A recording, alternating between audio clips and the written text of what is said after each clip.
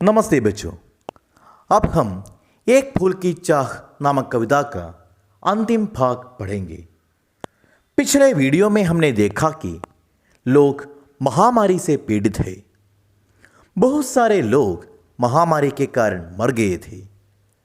सुखिया नामक एक अछूत कन्या के पिता ने अपनी बेटी को महामारी के चपेट में आने से बचाने की कोशिश की, लेकिन वो लड़की बीमारग्रस्त हो गई।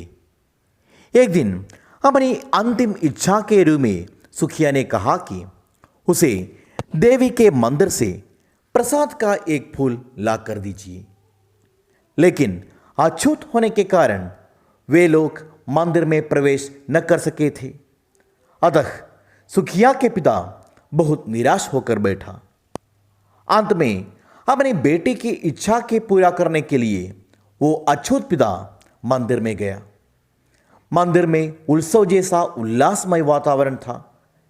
देवी के भक्तों का जयगान सुनकर वो भी वही गीत गाकर मां के प्रसाद प्राप्त करने के लिए कतार में खड़ा और देवी की मूर्ति के ठीक आगे पहुंचा। अब हम देखेंगे कि इसके बाद क्या हुआ। मेरे दीप फूल लेकर वे अम्बा को अर्पित करके दिया पुजारी ने प्रसाद, जब आगे को अंजलि भर के भूल गया उसका लेना छठ, परम लाभ सा पाकर मैं सोचा बेटे को मां के ये पुण्य पुष्प दूं जाकर मैं। सुखिया के पिता के माध्यम से कवि कहते हैं कि जब मैं अपने हाथ में दीप और फूल के साथ देवी मां की मूर्ति के सामने पहुंचा, तब पुजारी ने मेरा दीप और फूल लेकर देवी को अर्पित किया और देवी के प्रसाद के रूप में मुझे कुछ फूल वापस दिया। उस समय मैं इतना खुश था कि उस प्रसाद भी लेना ही भूल गया।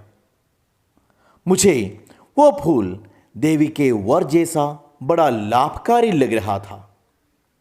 मैं सोच रहा था कि मैं इन पुण्य पुष्पों को अपनी बेटी को दूंगा। सिंहपौर तक भी आंगन से नहीं पहुंचने में पाया, सहसा ये सुन पड़ा कि कैसे ये अछूत भीतर आया। पकड़ो देखो भाग न जावे, बना धूर्त ये है कैसा, साफ स्वच्छ परिधान किए है भले मानुषों के जैसा। इन पंक्तियों का आशय यह है कि सुखिया के पिता देवी के प्रसाद अपनी बेटी को देने के लिए जल्दी बाहर जा रहे थे, लेकिन वो मंदिर के सिंह पौर अर्थात मुख्य द्वार तक भी पहुंच न सका। इसके पहले ही वो सुन सका कि कोई कह रहा था, कैसे ये अछूत भीतर आया, इसे पकड़ो, एक कैसा ठग है। इसने उच्च वर्ग के लोगों के समान साफ सुथरे कपड़े पहनकर मंदिर में कैसे प्रवेश किया। यह सब सुनकर सुखिया के पिता समझ गया था कि देवी के भक्तों ने उसे पहचाना। पापी ने मंदिर में घुसकर किया अनर्थ बड़ा भारी, कलुषित कर दी है मंदिर की चिरकालिक शुचिता सारी। ये क्या मेरा कलुष बड़ा है देवी की गरिमा से भी, किसी बात में हूं मैं आगे माता के महिमा के भी।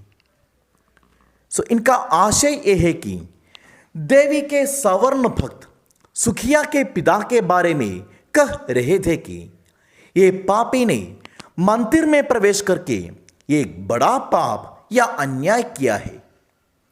उसने इस मंदिर की चिरकालिक पवित्रता को नष्ट कर दिया है। यह सुनकर सुखिया के पिता ने उनसे कहा कि मेरे मंदिर में प्रवेश करने से मंदिर कैसे अपवित्र हो गया। मेरा कलुष या पाप देवी की महिमा से बड़ा है क्या। मैं कभी देवी की महिमा से आगे न आ सकता हूं, अर्थात मैं कभी देवी की महिमा को नष्ट न कर सकता हूं। माँ के भक्त हुए तुम कैसे, करके ये विचार खोटा। माँ के सम्मुखी माँ का तुम गौरव करते हो छोटा। कुछ न सुना भक्तों ने छड़ से मुझे घेर कर पकड़ लिया। मार मार कर मुख के घूंसे दम से नीचे गिरा दिया। सो इन पंक्तियों का अर्थ यह है कि सुखिया के पिता देवी के भक्तों से कह रहा था कि देवी के भक्त होकर भी तुम्हारे मन में ऐसे गलत विचार कैसे आए। इस प्रकार के तुच्छ विचार करके वास्तव में तुमने देवी की महिमा को कम कर दिया है। लेकिन देवी के सवर्ण भक्त सुखिया के पिता की इन बातों पर ध्यान देने के लिए तैयार न था। उन्होंने उसे घेर कर पकड़ लिया और उसे मार मार कर नीचे जमीन पर गिरा दिया।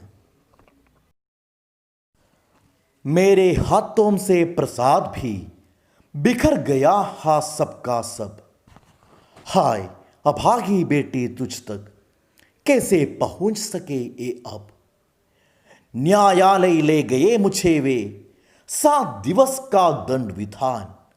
मुझको हुआ था मुझसे देवी का महान अपमान। सो इसका अर्थ यह है कि देवी के सवर्ण भक्तों से मार खाते समय सुखिया के पिता के हाथ से देवी के प्रसाद भी जमीन पर बिखर गया। उसने रो रो कर कहा कि मेरी अभागी बेटी, अब मैं कैसे देवी का यह प्रसाद तुझ तक पहुंचाऊं। अंत में देवी के भक्तों ने उसे न्यायालय ले गया। उस पर आरोप लगाया कि उसने मंदिर में प्रवेश करके देवी का अपमान किया। न्यायालय ने उसे 7 दिनों की जेल की सजा दी। मैंने स्वीकृत किया दंड, वह शीश झुकाकर चुप ही रह। उस असीम अभियोग दोष का क्या उत्तर देता, क्या कह। 7 रोज ही रहा जेल में, या कि वहां सदियां बीती। अविश्रांत बरसा करके भी आंखें तनिक नहीं रीती। सो इन पंक्तियों में कवि कहते हैं कि जब न्यायालय ने सुखिया के पिता को 7 दिन की सजा दी, तब उसने अपने सिर झुकाकर इस दंड को स्वीकार कर लिया। अपने पर जो बड़ा आरोप लगाया उसका क्या उत्तर देना है, अपनी रक्षा के लिए क्या कहना है, उसे ये नहीं जानता था।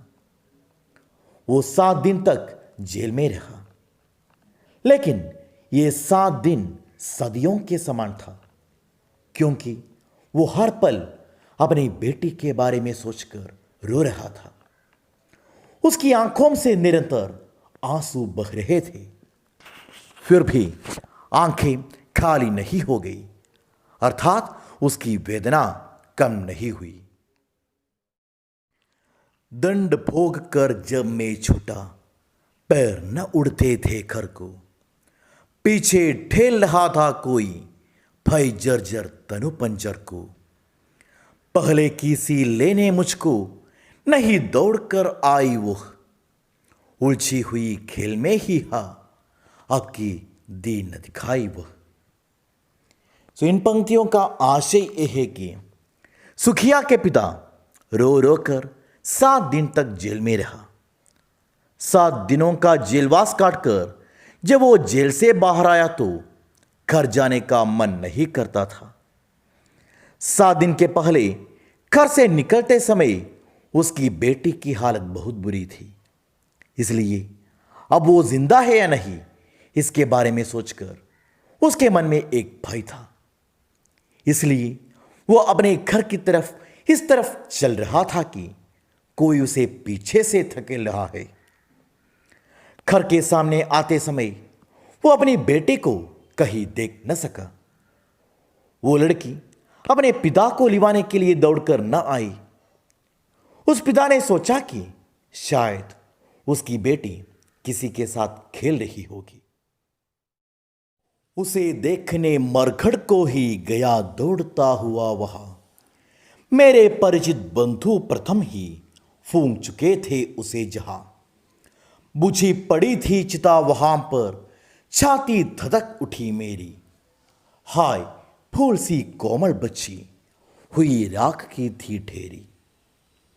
सो इसमें सुखिया के पिता श्मशान की ओर दौड़ा क्योंकि वो अपनी बेटी को एक बार फिर देखना चाहा। लेकिन वहां उसने देखा कि अपनी बेटी के चिता भी बुझ चुकी थी। अपनी फूल जैसी कोमल बच्ची को राख की ढेरी के रूप में पाकर सुखिया के पिता का मन चिता की तरह जल रहा था। अंतिम बार गोद में बेटी तुझको ले न सका मेहा, एक फूल मां का प्रसाद भी तुझको दे न सका मेहा।